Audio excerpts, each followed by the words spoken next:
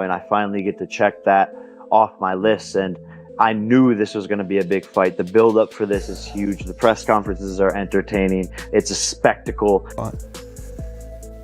No. You rise to the occasion. Experience comes with age, and I've been hearing a lot about age, you know.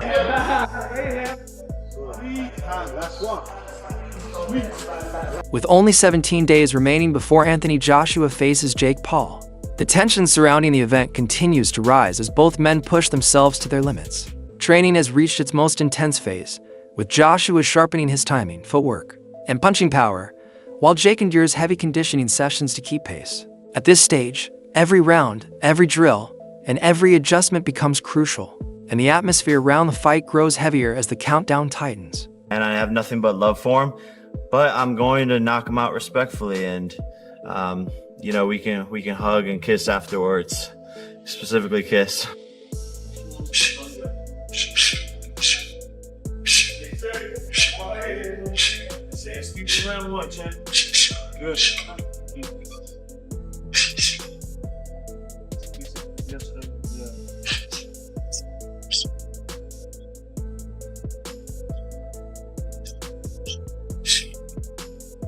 Anthony Joshua's training camp for the Jake Paul Showdown is now operating at full capacity. And this time, his preparation comes with a major shift. Joshua has completely changed camps, a move driven by necessity after his knockout loss in September 2024, and the elbow surgery that followed. This comeback camp carries a sense of urgency unlike anything he has experienced in recent years. Reports suggest he is undergoing strict conditioning routines, technique-building drills, advanced footwork training, and ringcraft sessions under the guidance of Alexander Usyk's coaching team. Joshua says the transition has been dramatic, pushing him harder physically and mentally. He is using this period to rebuild confidence, sharpen old weapons, and approach the fight as a serious chance to reignite his career.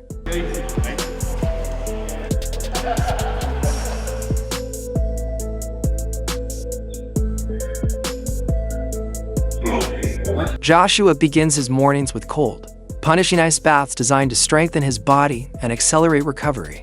The freezing temperatures reduce inflammation, refresh his muscles, and build mental discipline. Joshua believes these sessions enhance his focus, clearing his mind before the heavy workload that follows. It's a strict, consistent habit that shows just how committed he is to entering the ring in peak condition. Inside camp,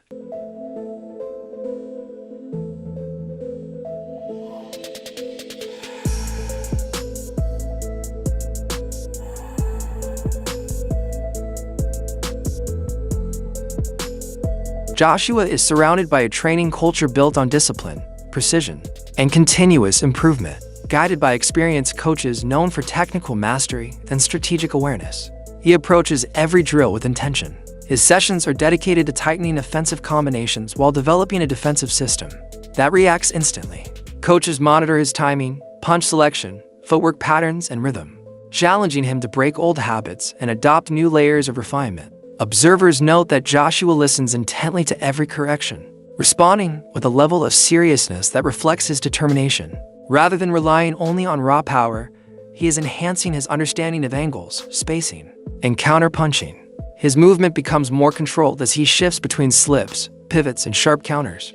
The environment is tough but transformative, shaping him mentally and physically for the unpredictable chaos that defines heavyweight fighting. You know, Simon, I think he's at that stage of his career where he's trying to rediscover a little bit of that confidence. He's gone to Alexander Usyk, where we're hearing reports he's out there training with Usyk and the team, trying to pick up something, trying to rediscover something. That's very strange, Paul, isn't it?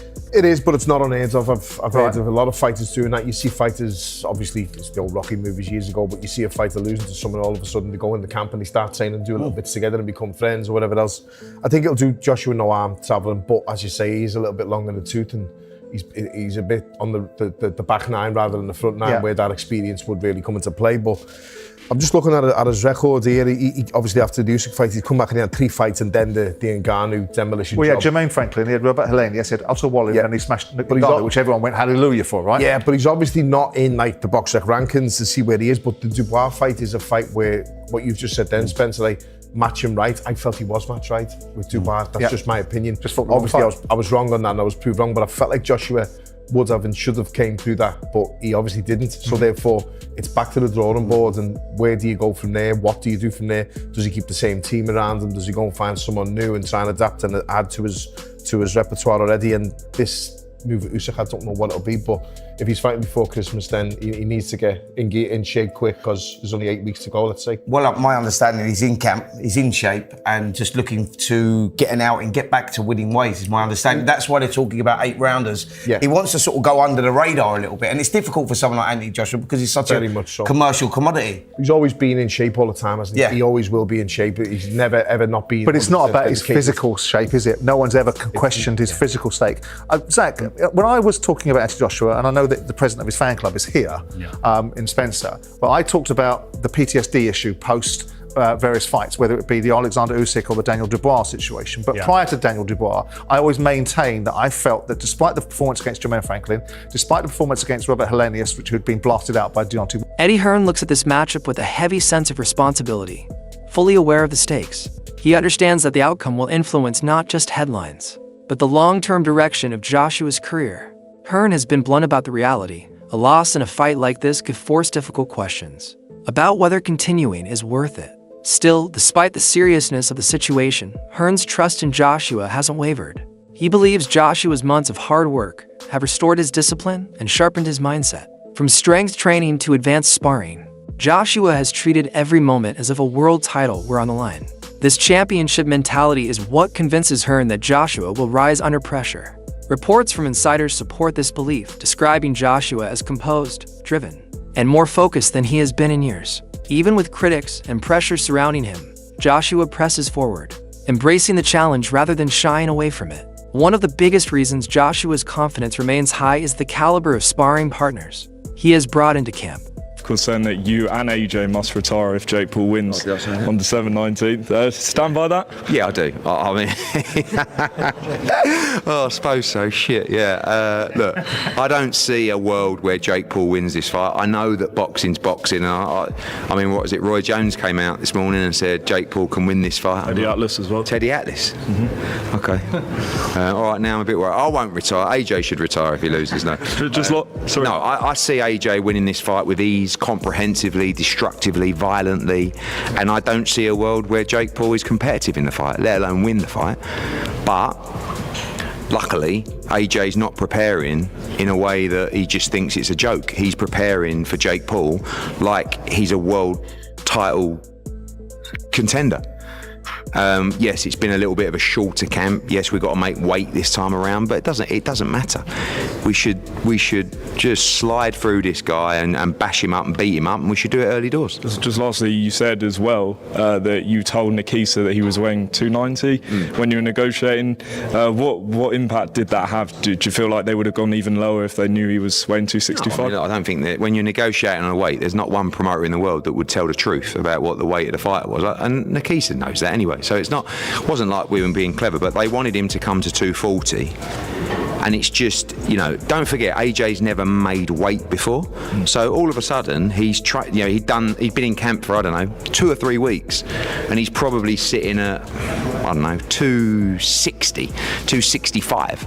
And it's like, you got to make 245. Footage shows him exchanging punches with elite-level heavyweights, each offering a different type of threat. Jared Anderson, known for explosive strength and non-stop aggression, forces Joshua to stay alert defensively. Anderson pressures Joshua from the first second to the last, punishing lazy movements and testing his reaction time constantly.